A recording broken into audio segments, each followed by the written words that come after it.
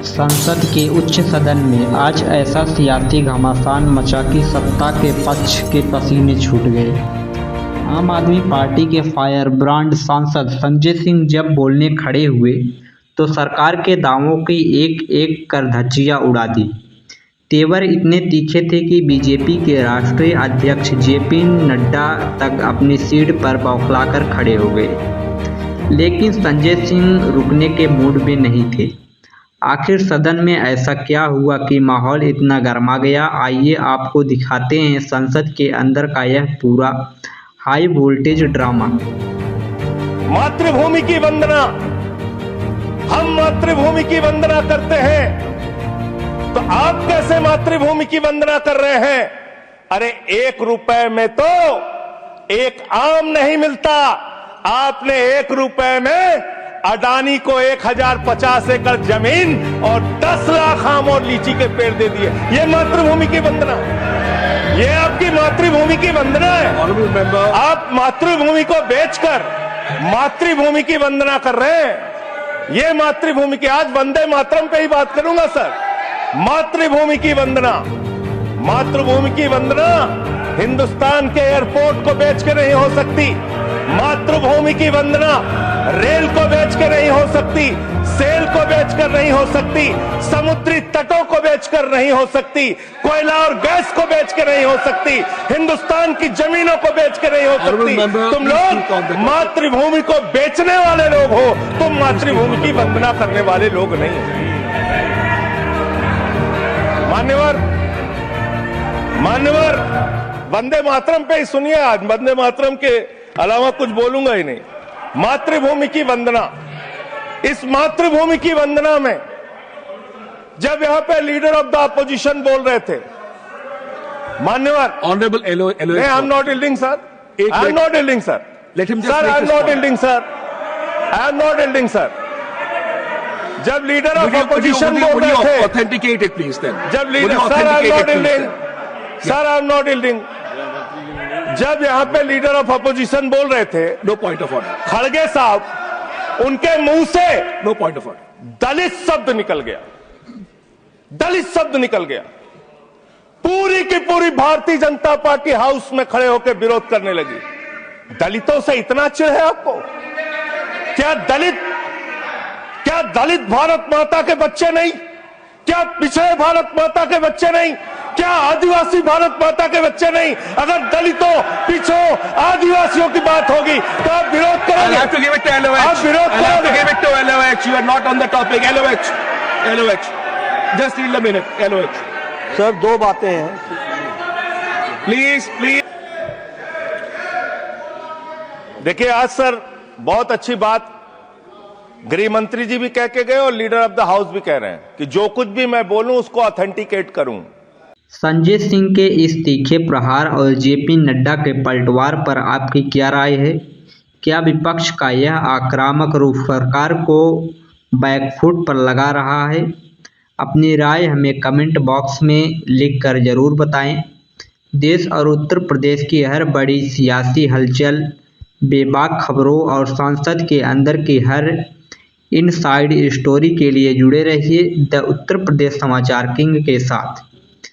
Video को like करें, share करें और चैनल को सब्सक्राइब करना ना भूलें। धन्यवाद। अगर मैं ऑथेंटिकेट ना करूं तो मेरे खिलाफ कार्रवाई की जाए।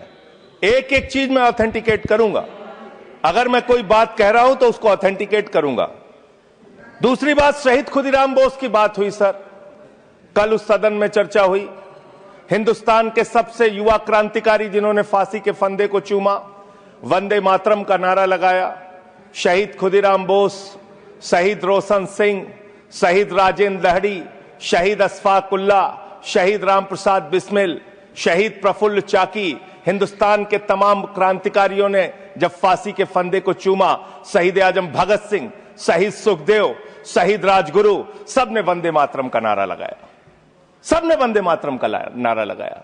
और शहीद खुदीराम बोस को अब आप याद कर रहे होंगे, मैं पिछले 31 साल से 3 दिसंबर को शहीद खुदीराम बोस की जयंती का आयोजन करता हूं। मेरी संस्था का नाम शहीद चंद्रशेखर आजाद के नाम पे है। शहीद खुदीराम बोस हिंदुस्तान के वो क्रांतिकारी थे जब उनको फांसी के फंदे पे चढ़ाया गया और उनका जब अंतिम संस्कार हुआ तो जो राख उनके अंतिम संस्कार से निकली मान्यवर, उसको बंगाल की माए तावीज बना के अपने बच्चों को पहनाती थी कि ऐसे ही बनना हिंदुस्तान के लिए क्रांतिकारी। यह इतिहास, यह हिंदुस्तान का इतिहास। लेकिन मैं आपके माध्यम से इस सरकार से पूछना चाहता हूं, आपके पुरखे इस वक्त क्या कर रहे थे जब शहीद आजम भगत सिंह वंदे मातरम लगा रहे थे, शहीद सुखदेव वंदे मातरम लगा रहे थे, शहीद राजगुरु वंदे मातरम का नारा लगा रहे थे, शहीद खुदीराम बोस वंदे मातरम का नारा लगा रहे थे। उस वक्त आप क्या कर रहे थे? क्या कर रहे थे आप? वंदे मातरम का नारा लगाकर लोग जेल गए, लाठियां पड़ी उनको।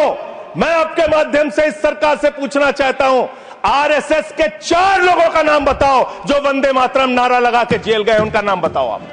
4 लोगों का नाम बताओ आप, अपने 4 पुरखों का नाम आप बताओ।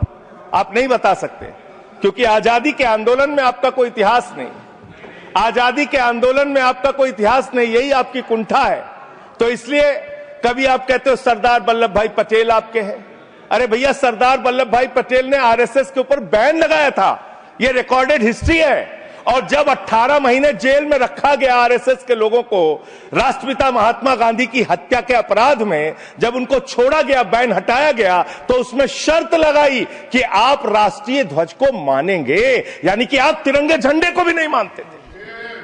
आपने 52 साल तक हिंदुस्तान का तिरंगा झंडा आरएसएस के मुख्यालय पे नहीं फहराया सर, नहीं फहराया।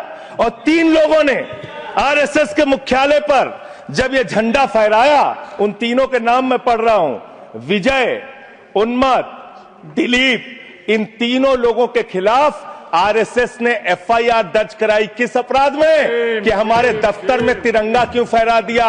और कितने साल तक मुकदमा लड़े? 13 साल तक मुकदमा लड़े। यह है आपकी असलियत। आप तिरंगे का विरोध करते हैं, भारत के राष्ट्रीय ध्वज का विरोध करते हैं। जो लोग तिरंगे और राष्ट्रीय ध्वज का विरोध कर सकते हैं, वो भारत माता के सच्चे सपूत नहीं है, वो नहीं है हमारे निगाह में।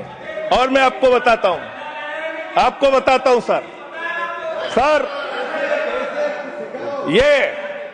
ये है 28 दिसंबर 1949 का ऑर्गेनाइजर पत्र। इसको भी रखूंगा क्योंकि आज गृह मंत्री जी और लीडर ऑफ द हाउस दोनों कह के गए रिकॉर्ड पे सारी चीजें आनी चाहिए, इसको रिकॉर्ड पे रखना चाहिए।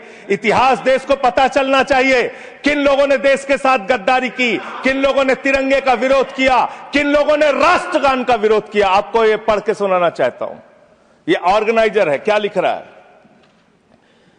What is the moral sanction behind government's choice of Jan Gana Man, except that it can be made an item of entertainment?